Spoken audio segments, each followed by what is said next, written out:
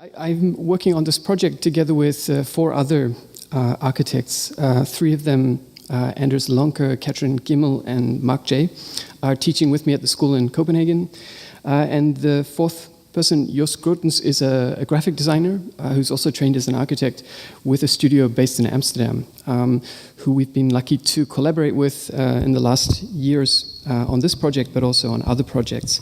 And he's a specialist in atlases, so we've enjoyed in many ways having him challenge us also in this project. As also was mentioned, the project has been a close collaboration with a student group at the Academy over 3 or 4 years, with groups of ranging between 20 and 30 students at once. We're together with them. We've been working on producing this project, which we hope to have published by the end of the year. We hope. That's the plan. The starting point, as mentioned for this project, is the idea of Copenhagen's positioning internationally as one of, if not the leading brands in urban sustainability and livability and quality of life. This position has been reinforced in the international media through a range of labels such as these that you see here, which address, let's say, many different scales and registers of the city.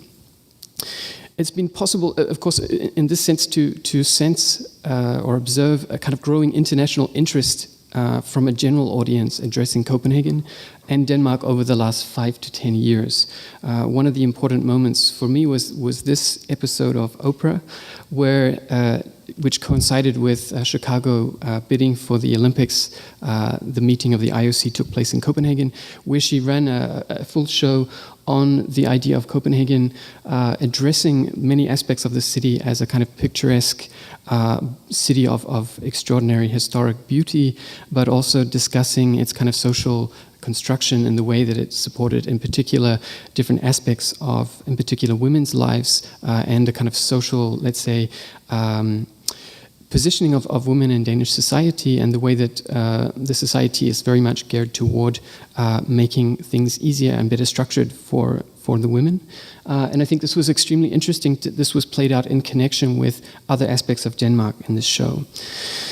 Another aspect that we can say is the important influence in the last 5 to 10 years, also a kind of international interest in Copenhagen and its design through the visibility of 2 figures in particular.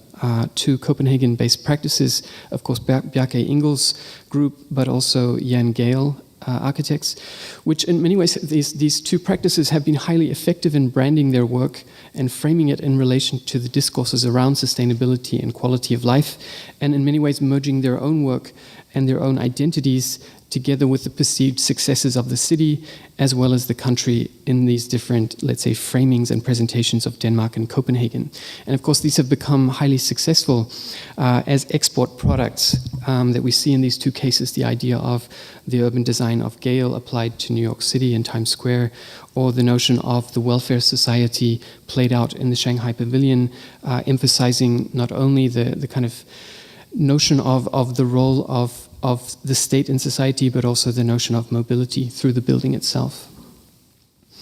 And also this positioning of Copenhagen in the international context as a model is also evident in the handshakes and the posed group photographs that we see here between the previous and the current Lord Mayor of Copenhagen, Rit Bjerregaard on the left and Frank Jensen on the right, in which the municipality, let's say, of Copenhagen plays a central role in this positioning, both as an active promoter of Copenhagen's sustainability brand and through the development and implementation of a range of ambitious and in many ways visionary policies and programs that affect the municipality. An approach that's directed in many ways towards both the fulfillment of local ambitions, but also global ambitions.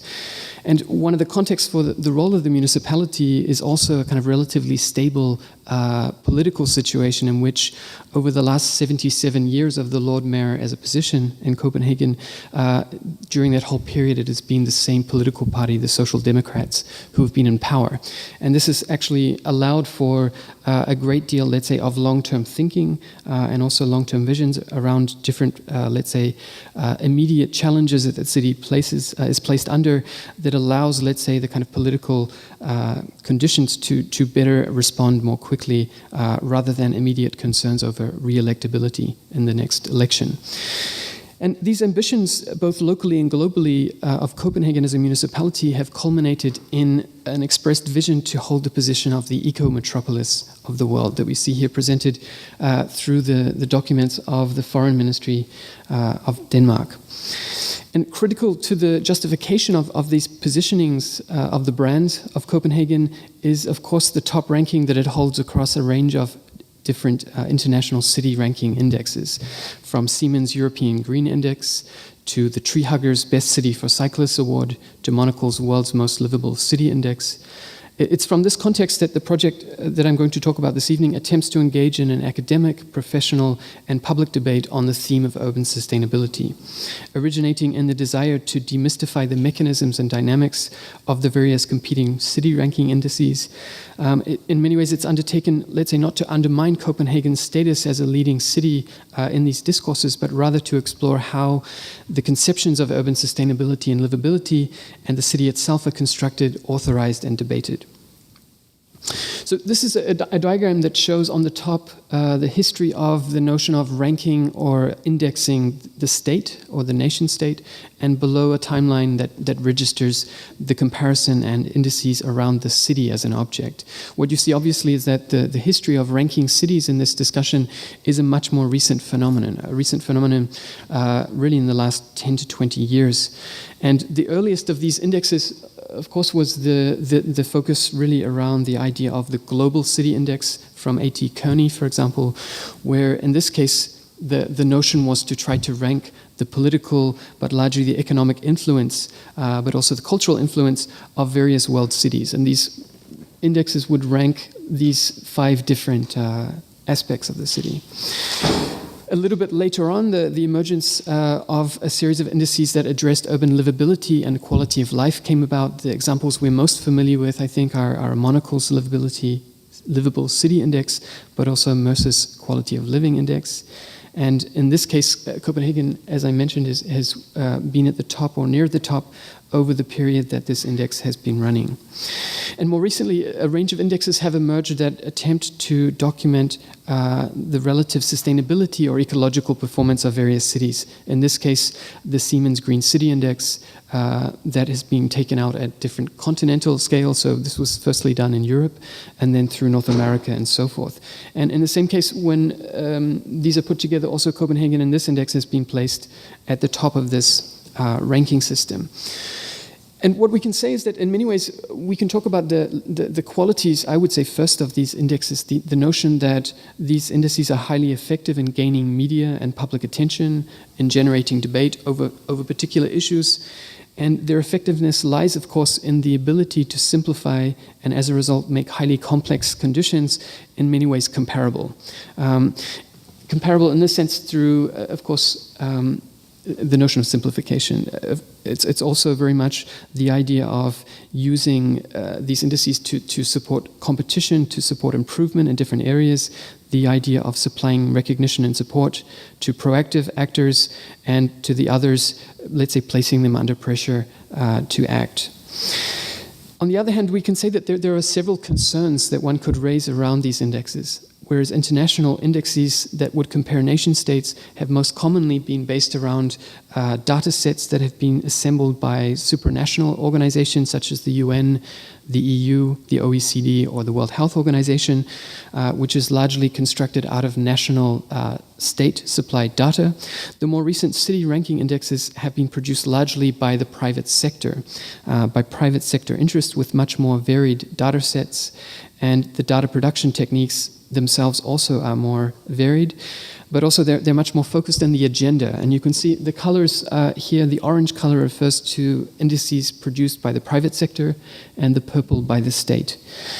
You can see this notion of having different agendas according to these various private sector interests plays out in different ways. We can see in the case of the Siemens Index, for example, the notion that the German multinational engineering and electronics conglomerate, in this case, has commissioned the researcher unit from the Economist the London-based magazine, to quote, address urban environmental sustainability by creating a unique tool that helps cities benchmark their performance and share best practices. This kind of benchmarking and the resulting competition have obvious links to the sponsor's own corporate agenda.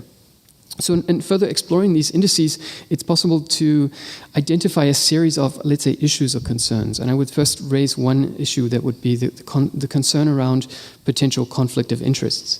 So if we zoom into, this is I'll just go back, an attempt to, let's say, document the different actors in the case of the Siemens Green City Index and document the different processes that take place. One of the interesting aspects is that the mapping of the various categories of the index that Siemens and The Economist have set up map almost perfectly onto Siemens' corporate business sectors. So we see here on the left the business sectors, and on the right the measurement categories for the project. Secondly, we see the Economist Intelligence Unit also responsible for the methodology in the research. And of course, the journal attached to it articulates a very particular viewpoint, let's say, on what is green and what is sustainable. We can see this emphasized by, let's say, the declared neoliberal agenda of The Economist, yet a kind of social liberalism, which in this case strangely results, or less surprisingly results, in the absence of social factors in this discussion that they present. Another issue that we can talk about in relation to the work of Monocle and the Livability Index is the idea that there is, I would argue, a lack of transparency and scientific objectivity in the communication of the measurement and performance of these cities. They list in the preface to these different issues, they list the different categories that they address, from safety, crime, international connectivity, climate, sunshine, quality of architecture, public transportation, tolerance, and so on and so on. But there's no explicit stating of the factors that the relative weightings of these elements. There's no expression of the actual measurements that came out through that process. And let's say related to this question is another concern, which has been called the concern of mutual authority, which is based on the notion that, on the one hand, the authority that ranking success offers to the municipality is then reciprocated in terms of the authority that the municipalities and the media offer to the ranking bodies or organizations that promote and therefore disseminate the results.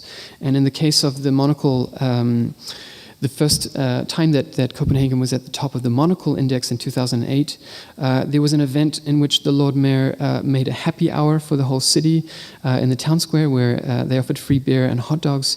And Tyler Brulé, the editor of Monocle magazine, made a speech about the role of the city and the city achieving this status. So we can see very much the idea that in this case, the Lord Mayor is gaining a great deal of authority from this positioning, from this particular lifestyle magazine, and then in the same way the kind of positioning of this index within Monocle magazine and its role internationally has become extraordinarily powerful and influential in discussion of city competition. And we see, for example, here, as a result of this various kind of importance played out in positioning in these indexes, it opens up and develops an entirely new level of visuality and kind of awareness of Monocle as a magazine.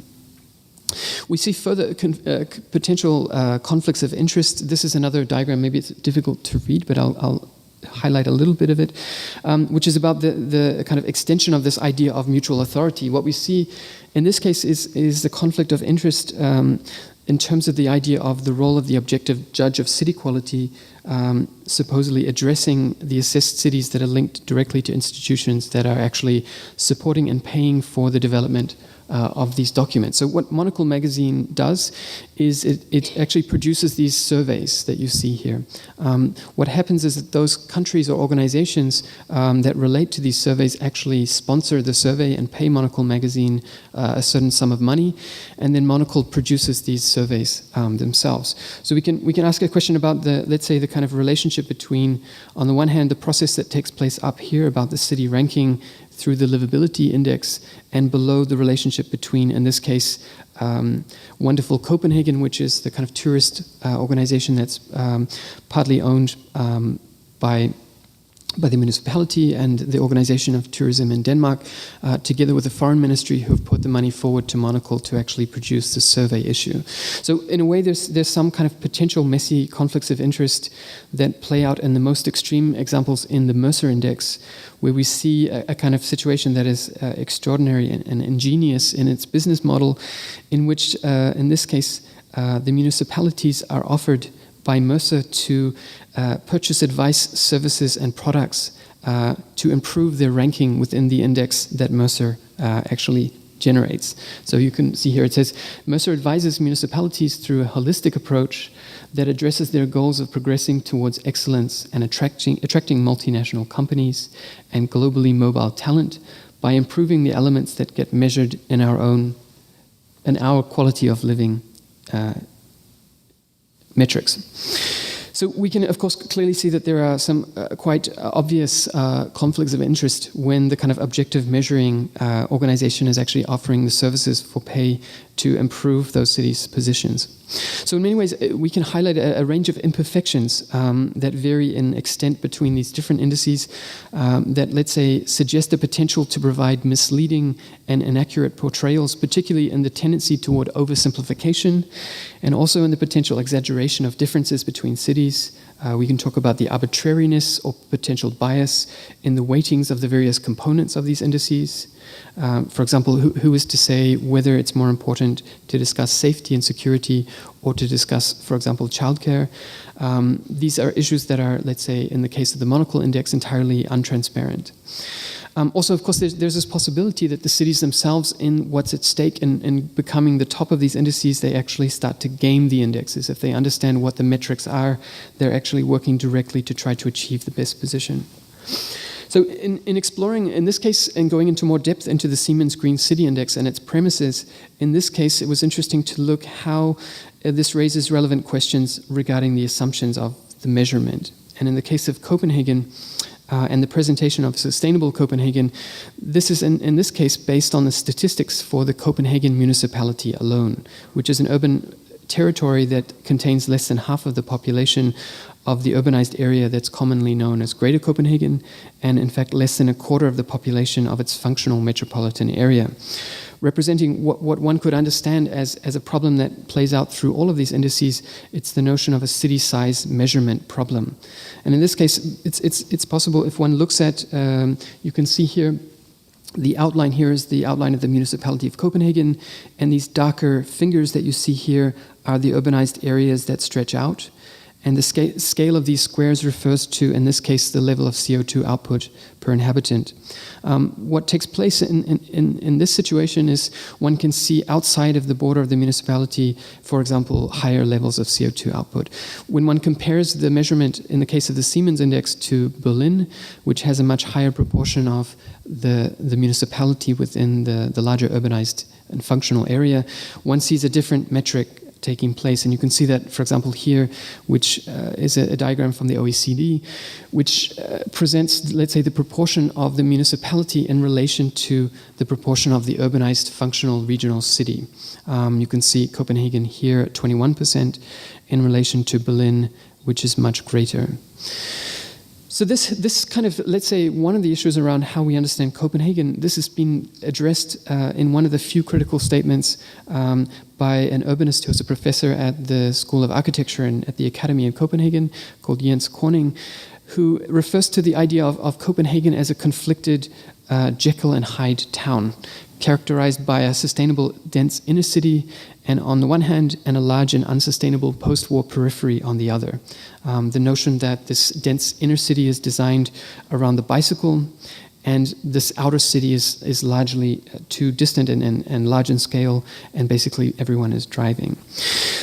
So in a way, what we started to do is to try to explore this idea of engaging in these two intertwined questions. One is the question, what is Copenhagen, which, let's say, addresses the conceptual and territorial limits of the city, in this case, Copenhagen.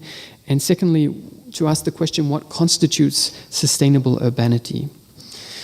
So this first question, let's say, opens up very much the problematics of urban categorization and borders, and their corresponding role in the production of cities as objects, the way that we try to make cities into objects that we can measure and that we can compare.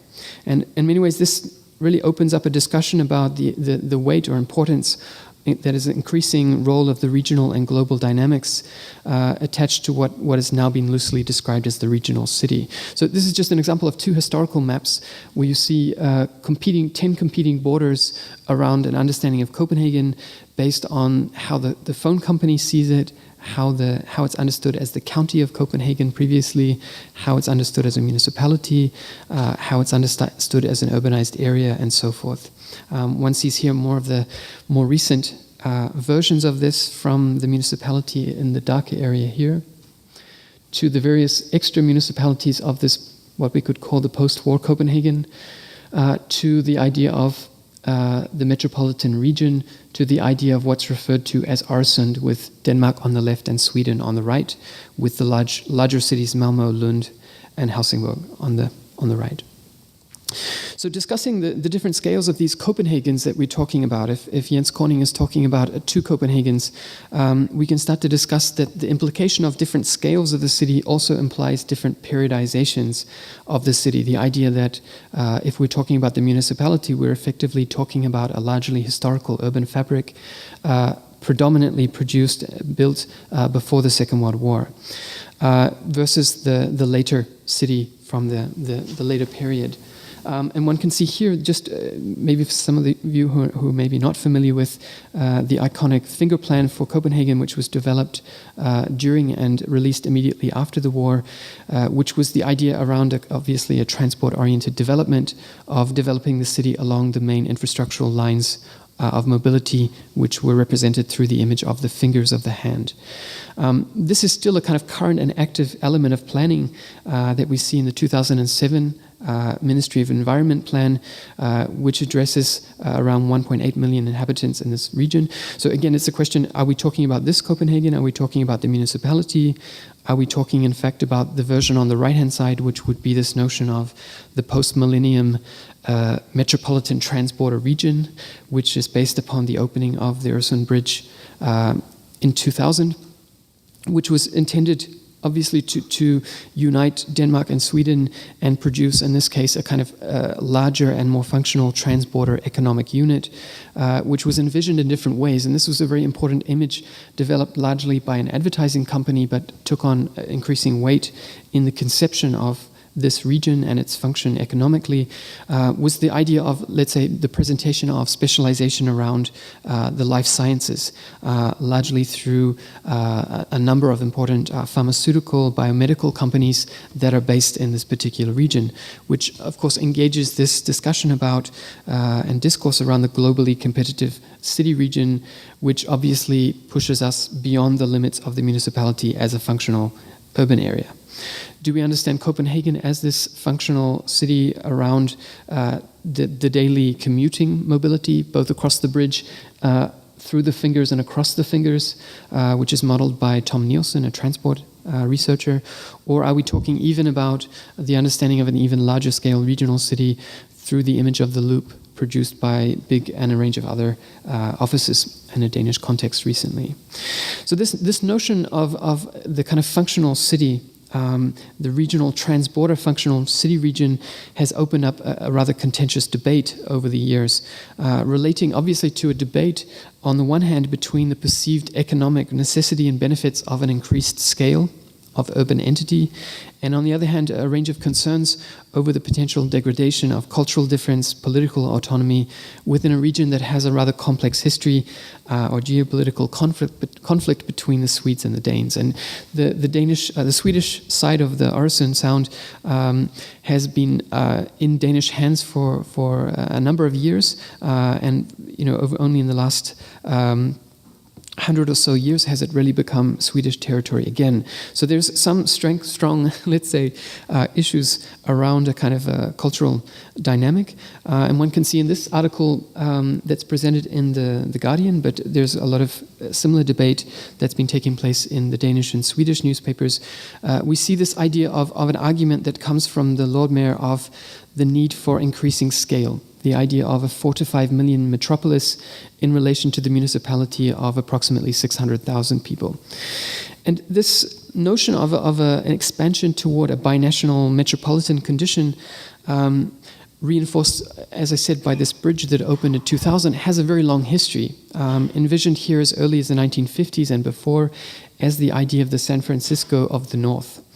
The San Francisco of the North, here, as we see through other publications which have, in this case in the 1980s, made comparisons between, let's say, the structure around a kind of a body of water, the notion of an urban entity connected by bridges and by smaller settlements that together collectively produce a larger region that is a kind of economic engine within the larger context. And obviously this idea of the Metacon Valley is a play on the notion of the Silicon Valley. And so this reflection here obviously speaks very differently to a different city from the notion of a municipality as a smaller scale entity. And what's taken place in recent years in Denmark, and in particular in 2007, with a range of reforms that changed the way that governance took place in different urban scales, effectively what took place is that the regional scale of organization was limited and contained. And in that sense, much more power was given at a decentralized level to the municipalities. And what this has meant in many ways is that the municipalities themselves have become much more powerful and played a much greater role. And we see, just as an example, the level of sub-national government expenditure in Denmark. It's extremely high. So a great deal of public services and education are delivered, of course also healthcare, which is largely delivered at the regional scale, but more or less the rest of it is taking place through the municipality, which obviously makes the whole question of coordination and development of large-scale planning much more challenging. Then it not only involves more than one municipality, but a large region of several dozen municipalities. And so there are a range of groups in Copenhagen who have attempted to, let's say, operate as intermediary organizations, in this case, to try to produce, let's say, a kind of regional identity. This is from an organization called Copenhagen Capacity, which tries to, let's say, brand and attract businesses to the region. And perhaps more influentially and more instrumentally, the Øresund Committee, which has been involved all the way through the development of the Øresund Bridge, which is not only, let's say, attempting to coordinate planning and actions between the two sides of the bridge, but also has played an important role in collecting statistics and producing positions on the notion of a transporter region. So the response that we've made in the atlas is to attempt to produce different kinds of boundings of cities as objects, in which we explore the possibility of other forms of conditions and characteristics of Copenhagen that would produce different Copenhagens. So in this case, to look for different levels of coherency that might challenge the existing set of borders that we currently work with. In this case, the notion of a Copenhagen of district heating, which is a centralized district heating system that I'll explain a little bit more shortly, that we see here. The notion of an inner and outer Copenhagen as a border, going beyond the idea of a Copenhagen of density, a Copenhagen of longevity, a Copenhagen of multiculturalism, and so forth and so forth. So in producing and working through these various mappings, the notion is to try to construct an expanded reading of multiple range of Copenhagens that could be mixed and put in different ways to develop, let's say, different understandings of how we understand the city as an object.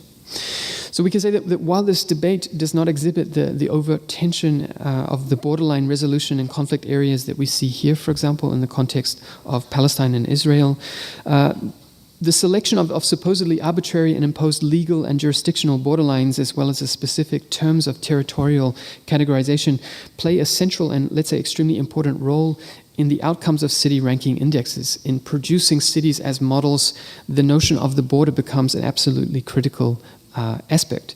And therefore, the idea of where we place this border will definitely have an impact on how the model is constructed. So now, moving to the second question, what is sustainability? We can say that it's directed not toward arriving at a definitive definition of sustainable urbanism, but by acknowledging that it's a socially constructed concept and therefore contestable. The atlas is focused in that sense on engaging in the controversies around this discussion. So this approach, let's say, is contextualized by opposing positions within sustainability discourse. On the one hand, it's possible to see the emerging orthodoxies concerning how sustainability is defined, regulated, measured, and practiced.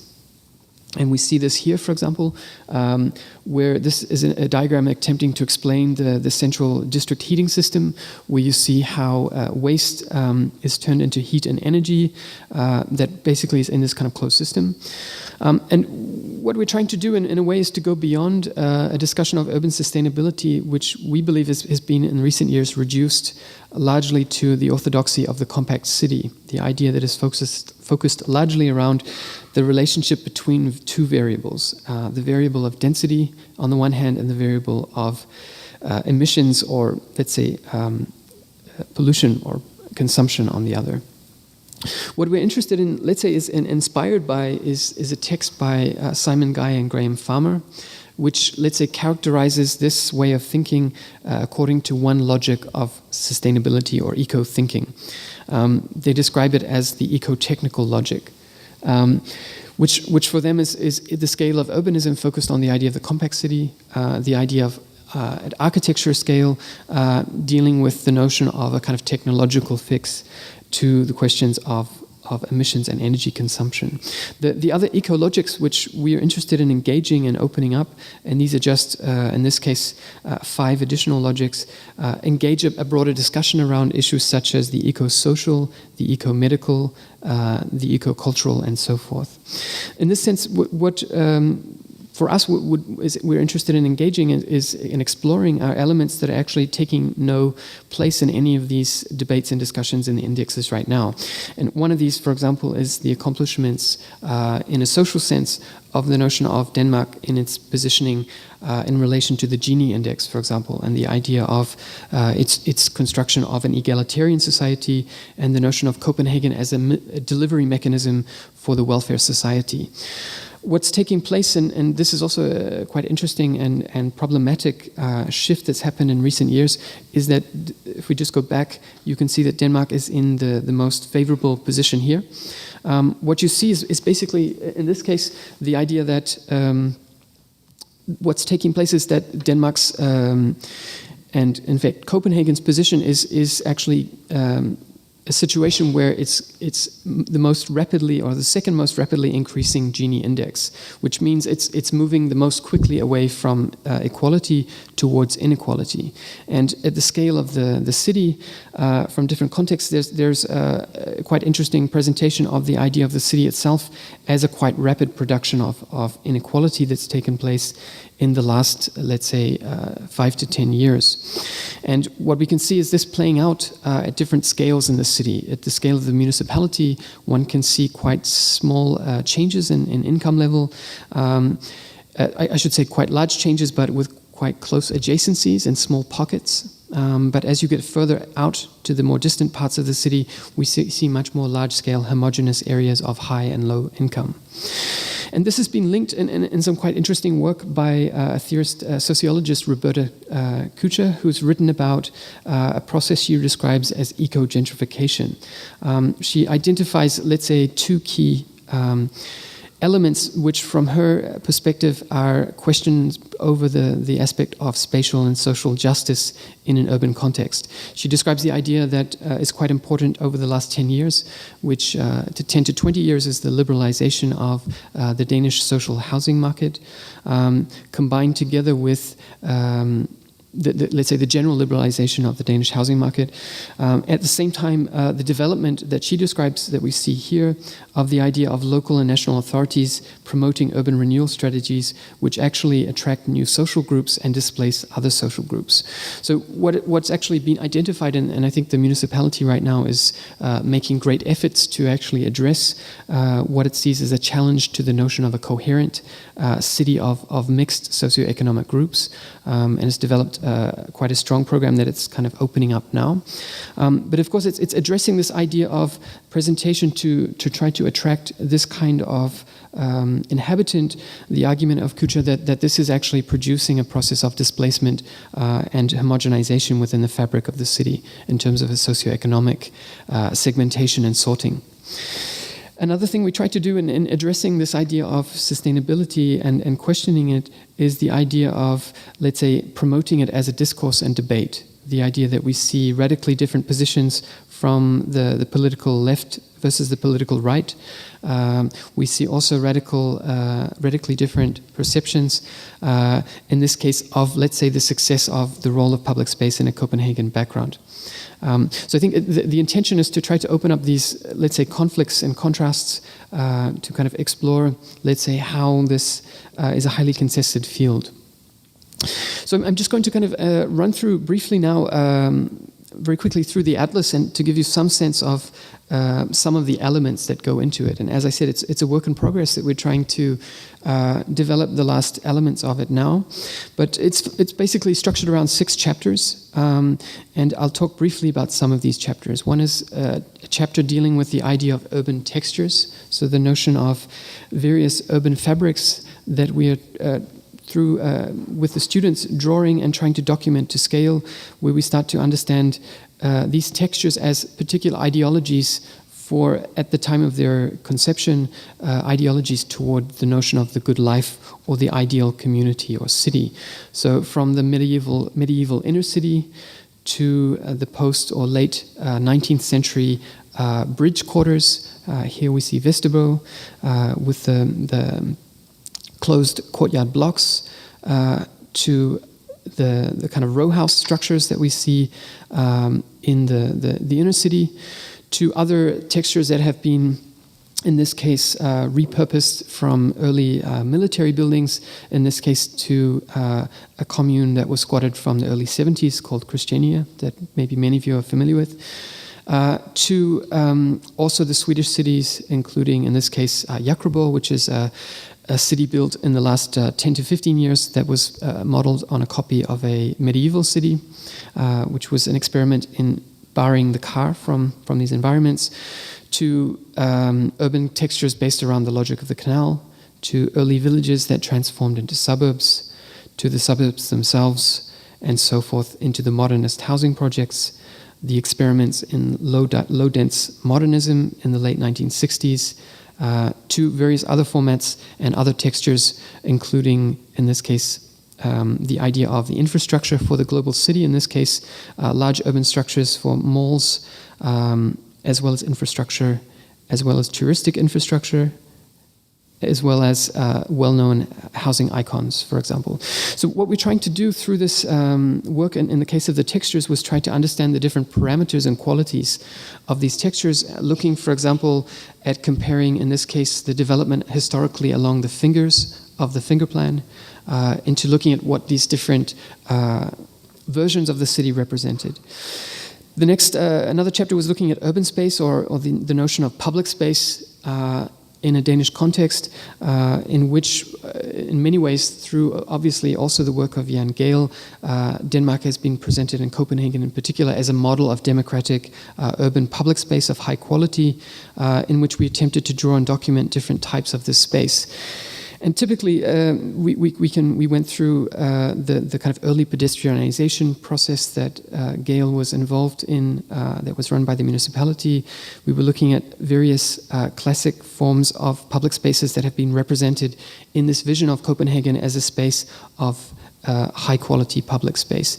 Other kinds of spaces that have been co-opted from bridges that are very popular in the afternoons, on a sunny afternoon when there is a huge number of people sitting on the sunny side of the bridge, to, for example, Christiania, to the process, let's say, of the transformation, gentrification process in the 1980s and 90s that was involved in removing the large amount of these inner courtyards and transforming them with, for example, recreational facilities in the middle. And the interest, as I mentioned, through the argument from Gehl, very much coincides with the type of space that's presented in the monocle presentation. These are video stills from the monocle film that was presenting the 2014 top position of Copenhagen. What we notice is that all of these spaces are very much within the municipality, but even within the center of the municipality, which is very much the historic city. And this, of course, is not addressing or in many ways leaving out a whole other set of typologies of public space, of public spaces that were produced, let's say, in what Corning would refer to as the second Copenhagen. Spaces that, let's say, we have been presented as a kind of legacy of the post-war expansion of the Northern European welfare city, produced through this large-scale expansion of both the suburbs and the large-scale modernist projects. And I think what's interesting, referring to an article from Tom Nielsen, an urban professor in Denmark, there's an interesting relationship how we could understand this translation in the way that public space operates between this model of the welfare city to the idea of the attractive, globally competitive, attracting new knowledge, labor into the city, that this represents, let's say, a shift in the understanding both of the subjects of this public space, but also, let's say, the conditions for what it's attempting to produce. And so what we tried to do also is document a large sort of, or kind of extensive typology, and to try to understand also the qualities within these other kinds of public space that, let's say, don't fit into the classical presentation, nor do these classical discussions of public space necessarily supply us with the tools to address them. Another chapter deals with urban mobility, which is looking at, let's say, the understanding of how this region functions through mobility. I showed this image before about the connectivity across borders. And of course, there's a presentation that's very strong around the notion of Copenhagen as a world leader in the bicycle, using the bicycle and developing bicycle culture around urban life. And we see that both through the presentation here, in this case of both cycling and walking, and this is, in this case, based on numbers for the municipality. What we tried to do also is look at the history of mobility, and it was interesting, for example, with this line, to explore, in this case, the use of bicycles in the municipality, where mostly we presented this kind of growth curve, yet it's interesting to look back historically at actually a period when there were many more bicycles than there are in the city at the moment, and to actually also understand how these bicycles operated in the city in relation to other traffic forms. The idea now that the development over the last decades of dedicated autonomous bicycle lanes, let's say, is quite different from the realm where there was actually a kind of a much more free-for-all in a kind of historical context, which in many ways we find the kind of expansion of the bicycle also in a kind of condition of growing pains, and we see this idea here of the idea of the biking network very much as a kind of structure where we start to read different organizational principles in the city. We're trying to make comparisons between these networks and so on. I'm just going to flick through quickly where we look at these different transport systems, looking at these basic systems overlapping.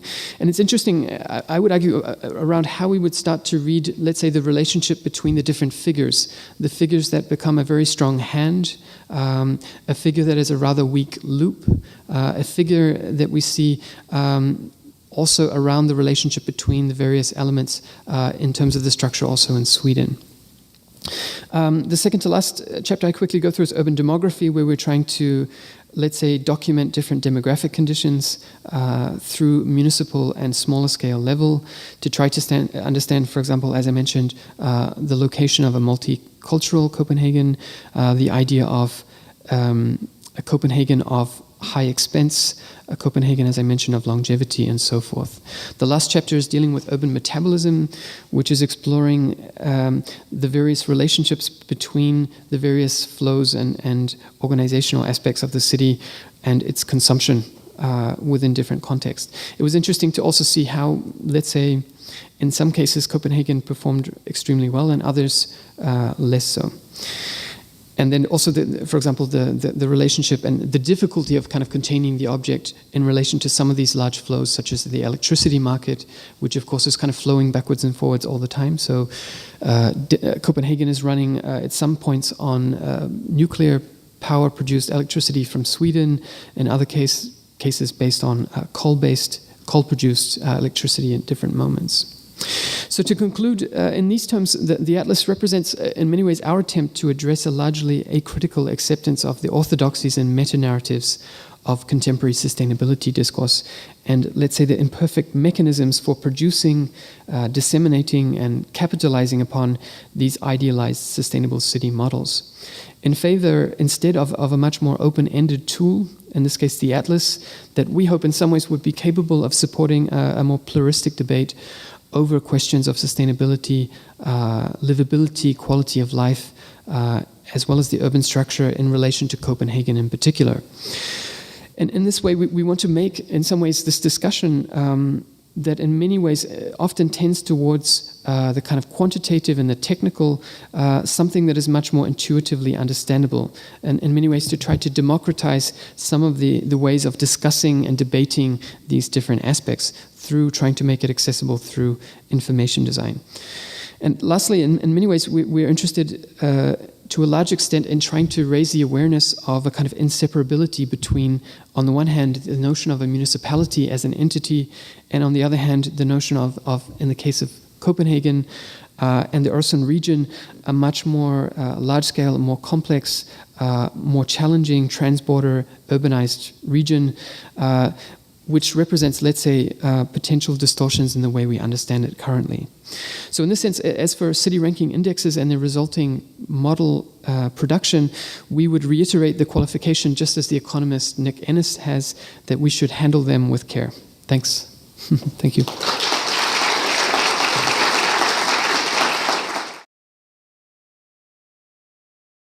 As you have worked before on the kind of like, for example, aging society, I was wondering if, because all the readings of the city, it seems to me very much about the resources. Obviously, there is this issue of sustainability and infrastructure and so on. But I was wondering how much you have looked also about more like, yeah, kind of like society that lives there, and how if these things also enter in this atlas of the city. Yeah, I think what we're working on now is a much more, we're trying to go into a more detailed presentation, much more of small scale and fine scale qualities that address more of the, for example, social conditions, socio-demographic conditions in the city. And we're particularly interested in trying to go further with understanding this idea of the process of sorting that's taking place through kind of socioeconomic, ethnic, but also a kind of age-based sorting that's taking place. So maybe it doesn't come across now because a lot of the material is sort of in the process of being made now. But the intention, let's say, is I think, as you're getting at, to try to give a much more broad and kind of, let's say, different scaled and different levels of nuances in how the city is understood and presented in relation to saying, you know, is this city successful? Is this city something that could represent a model? And I think the ambition also is to introduce many of the aspects that for us are kind of achievements in the city that are in some ways not really included in the current debate. So we're both trying to, of course, open up a discussion around, you know, what is being measured and so forth, but at the same time to try to say, okay, well actually there are many aspects that are not being part of the debate that we would like to kind of introduce. Yeah. But we look forward to answering that more with this stuff. Yeah. There's one over here. Yeah.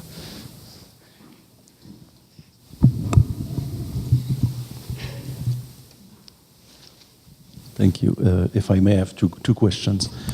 You provided different examples, you know, like illustrating scale, texture, urban space.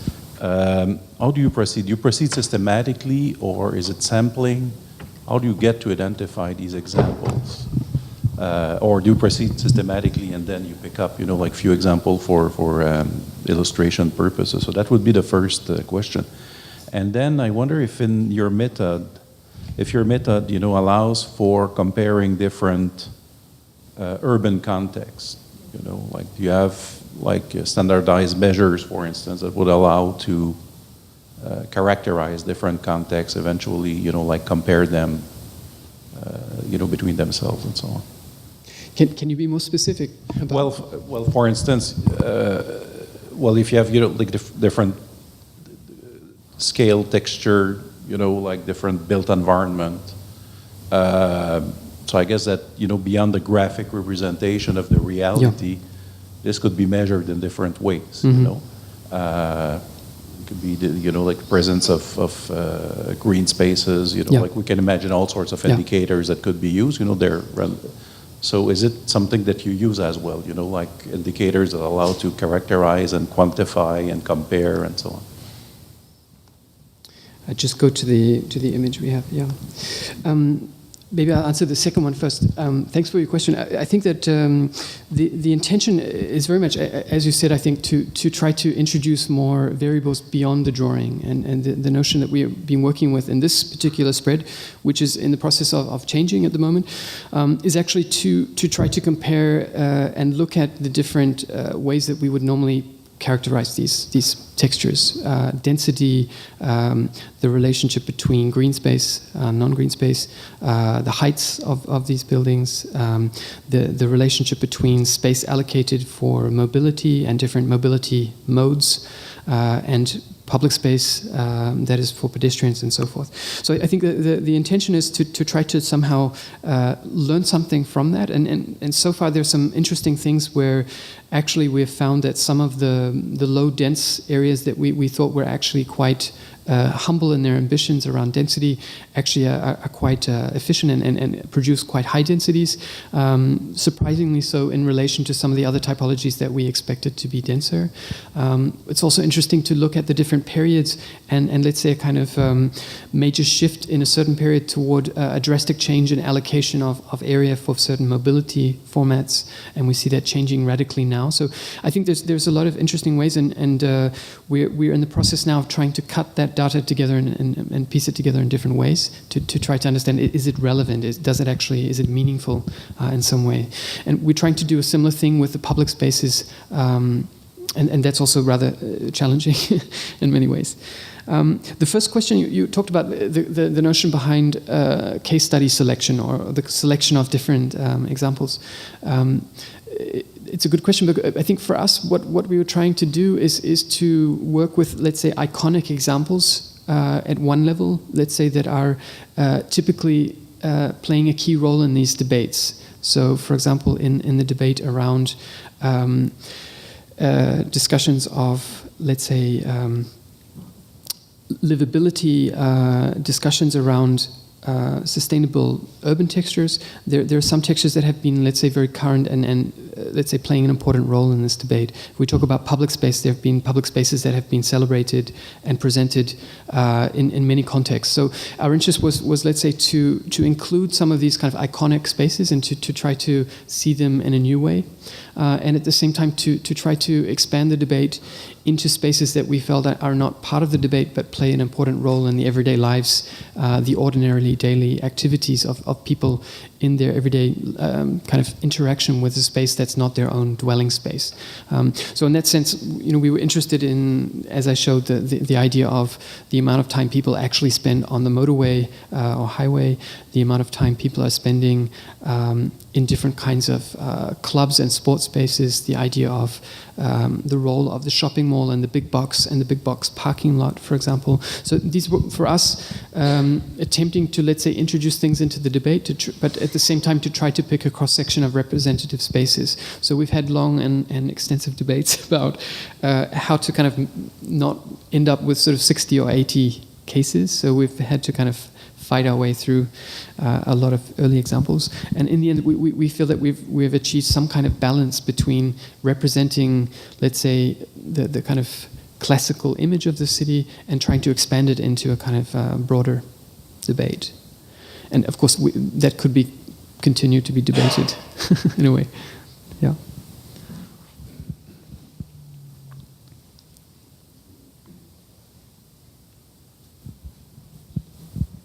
Okay.